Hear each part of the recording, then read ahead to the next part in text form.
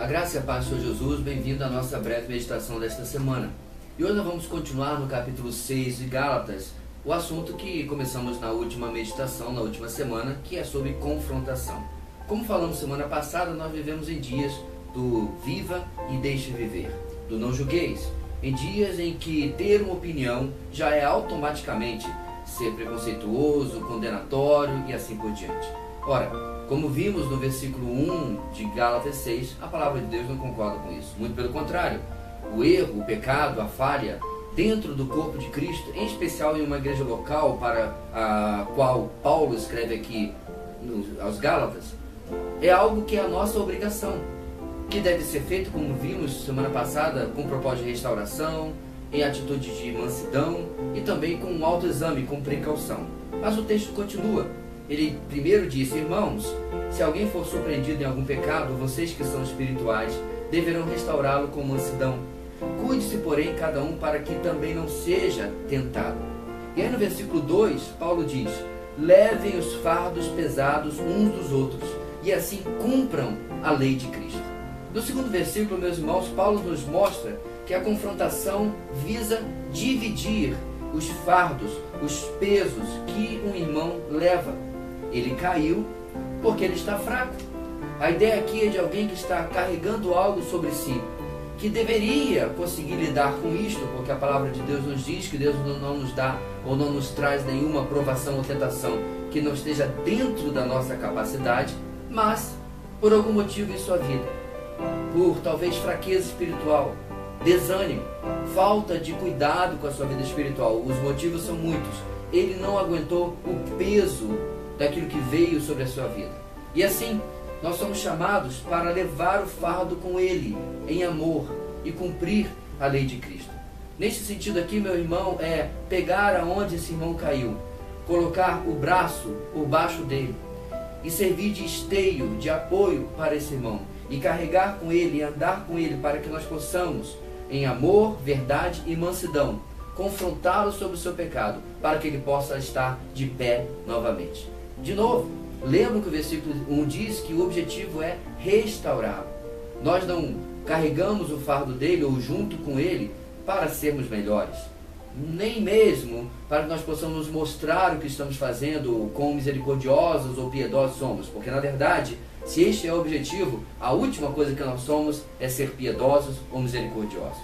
A ideia aqui, meus irmãos, é de alguém que abre mão da sua rotina, que abre mão do seu dia a dia, que abre mão das suas necessidades e até atribuições em prol da necessidade do outro, que muitas vezes nós sabemos, pode ser material, pode ser alimentar, pode ser de muitas coisas, mas neste caso é o irmão que está em pecado e precisa que nós possamos amá-lo o suficiente para andar com ele e poder ajudá-lo nessa dificuldade que ele está tendo. No versículo 3, o texto continua dizendo: se alguém se considera alguma coisa, não sendo nada, engana-se a si mesmo. Cada um examine os seus próprios atos, e então poderá orgulhar-se de si mesmo, sem se comparar com ninguém. Os versos 3 e 4 trazem novamente um alerta contra o orgulho que está presente lá no versículo 1, quando nós somos alertados a ter precaução e examinar a nós mesmos quando confrontamos um irmão. Orgulho e vaidade, meus irmãos, são coisas inatas do ser humano. É o nosso defeito de fabricação. Você tem, eu tenho, cada ser humano tem também. E é necessário que nós possamos estar alertas para saber se a nossa motivação não está equivocada. Estamos de pé por causa da graça de Deus em Cristo Jesus. E essa mesma graça que nós entendemos que nos atingiu precisa ser estendida à vida do nosso irmão. Não é mérito, não é bondade nossa. Isso não remove, irmãos, a necessidade de chamar o erro de erro, mas ao mesmo tempo precisa ser atitude como uma atitude de humildade que traz precaução por causa da nossa própria fraqueza. O nosso texto termina no versículo 5 dizendo o seguinte, bem curtinho: pois cada um deverá levar a própria carga. O versículo 4 terminou dizendo que eu deveria me examinar, saber quais são os meus limites, quais são as minhas fraquezas, quais são até as minhas virtudes. Eu preciso me analisar e saber quem eu realmente sou. O fato é, meus amados, é que existe uma área da sua vida que você é um campeão, que você é um as, e existe uma outra área que você é um desastre. Agora, não se sinta ofendido. É bem provável que na área em que você é um desastre, eu posso até ser um campeão, mas na área em que você é um campeão, eu sou o desastre. O que eu estou querendo iluminar aqui a cada um de nós e exemplificar é que há uma necessidade mútua dentro do corpo de Cristo, uns dos outros, para que nós possamos ser exemplo na vida dos outros.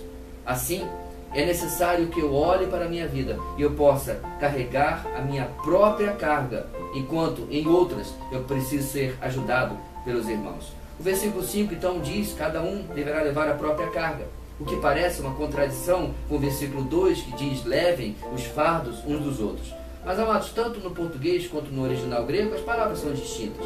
Paulo quis mostrar que existem fardos que precisam ser compartilhados, e existem pesos, cargas, que eu sou eu mesmo responsável. Eu sou responsável pelo meu pecado, pelas minhas lutas, pelas minhas dificuldades. Porém, se em algum momento elas forem mais fortes, maiores do que eu posso contar com a ajuda, com o apoio do meu irmão querido que está ao meu lado. Pelo menos este é o objetivo de Paulo. Nesta carta, havia muita dificuldade nesta igreja por causa de divisões, de grupos que haviam introduzido doutrinas equivocadas.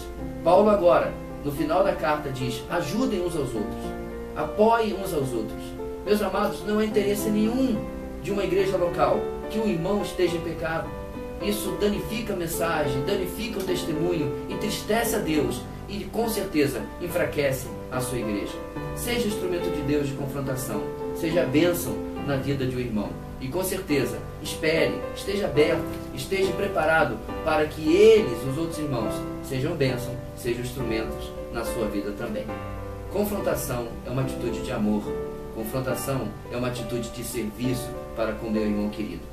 Que Deus nos abençoe e nos ajude a cumprirmos a palavra e não seguirmos as ideologias, pensamentos, filosofias da presente era. A graça e a paz do Senhor Jesus.